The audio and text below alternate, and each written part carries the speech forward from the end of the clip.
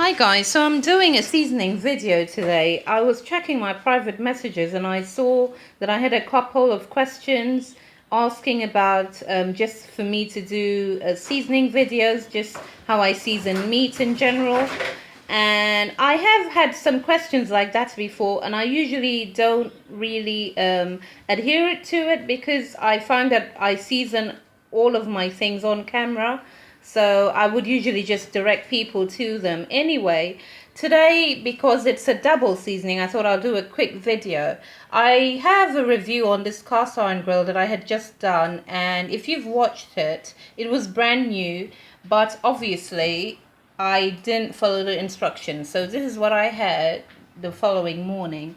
So this was it. It comes with this booklet that you can say. Anyway, this is what I'll be doing to hopefully get it back to how it was when I purchased it. And in another video I'll probably show you if it's worked or not, but I'm sure it will work. I've seen quite a few videos on YouTube already about how to do it, so I'll just be following one of them.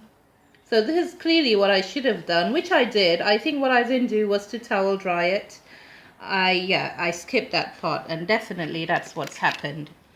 And yeah, so I am grilling my chicken today on here, and yeah, because I can't use that. So this is the seasoning that I'm doing, and to just show you what it is.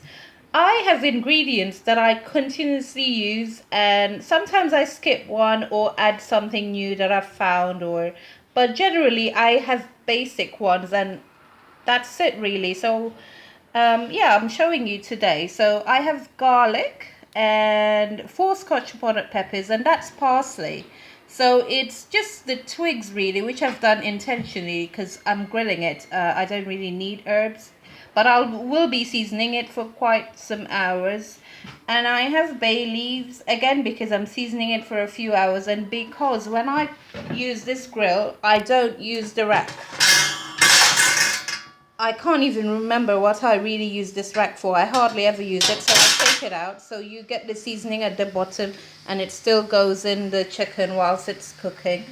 And this is paprika. This is the smoked one, but it was in a packet like that, so I've just added it to the container that I had previously. And lemon juice and hemp oil. This is very good. I use this for my face sometimes, and I use it for my hair all the time when I do my routines, and I use it to cook. It can be a bit strong, so just be careful of that. And I need black pepper and Dijon mustard. I wanted to do a quick video on this when I purchased it quite a while back, but I didn't do it because it would have been just a showing off video. I had walked into Sainsbury's and it was there for 23 pence, and I got like 10 of them. Very selfish, but hey. So I'll also be adding some rosemary to my seasoning. And that's the one I got when I did that sort of a vlogging thing from Asda when I got the 2 plants. And I need some vinegar and cumin. It says turmeric, but it's cumin because it's in a pack like that. And that's it really. So this is from the freezer. That's pantry or freezer.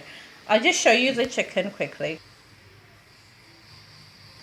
So that's it really. So I'll be quartering the chicken and seasoning it for a few hours. It's 12:15. I'll probably be cooking around 6 o'clock. And yeah, so that's why I'll be adding the oil, because I'll be putting it in the fridge, but because it's a few long hours, it's okay to add the oil. And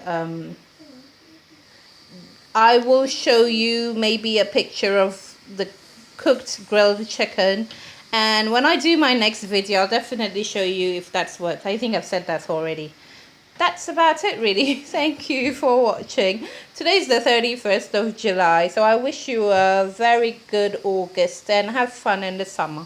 Alright, bye. Bye.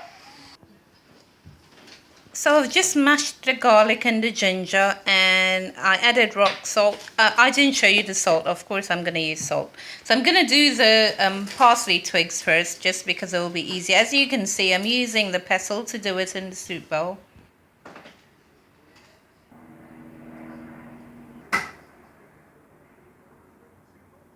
So that's the rosemary and the black pepper. By the way, you can see that I'm not mashing it fine because I like the seasoning rustic. I don't really go for making it all so smooth.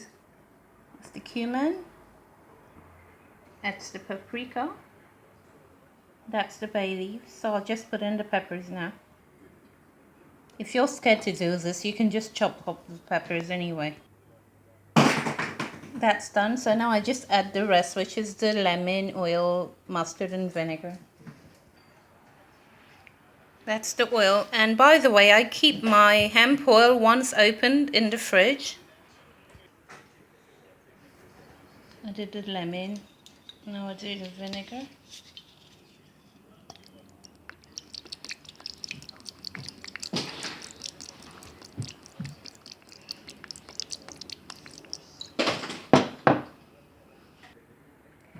And you just want to mix all of this together. If you find it's rather too thick, you can just go ahead and add more lemon and vinegar. If you do decide to add more lemon and vinegar, always make sure you also add more oil because you want them all to level out each other. Otherwise, it will be very acidic when you put it on the chicken. And when you just take a bite, you will really get that vinegary or lemony taste. And when I make seasonings like this, because of the rosemary and the not the garlic, the bay leaf, and even the twigs from the parsley, I always like to let this marinate in itself, if that makes any sense. So the chicken, I haven't even opened at the bags yet. I'll be doing that right about now. And by the time I'm done, at least this has got some 10-15 minutes to get with itself. So I'm all done now. I've just realized my flash wasn't on all this time. Anyway, I'm going to put the seasoning on there. It's been about 45 minutes later. I'm going to do this and then I show you because I need both hands. Also, I've scored the chicken, if you can see, well, more rather poking holes in them. So that's done, and like I said, if you really did want more of the seasoning, you can, if you wanted to loosen it up, you can add some oil, vinegar and lemon. Just make sure they're in equal proportion here, and it's a good way just to scrape that, not that there's any much left. I won't be mixing this seasoning. I'm going to leave it as it is. I'm just going to put foil on top and place it in the fridge for the next 6 hours or so. And just before I grill it, then I will sort of mix it all together. For now, just leave it like this. It doesn't really matter because, as I've said, there are holes in there and some will penetrate. As you can see, there's even some going all the way down. It will be fine. Alright, so I'll see you when it's all grilled and ready. I've just taken it out of the freezer and I am going to start grilling it. Look at what I found. Something I ordered near ending 2012. It's actually for the barbecue outside, but that's why I probably kept it. Since I'm still in a flat, I'm going to start using them now.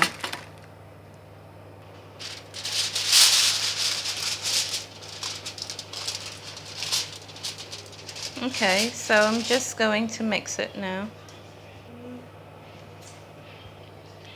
So I was meant to transfer this to the other tray, but I won't be doing it anymore. I'm so lazy, and that's why I actually used the foil. So I could have lined the tray with the foil, but it's okay. I've used this baking tray enough, so it's gonna go in the grill now.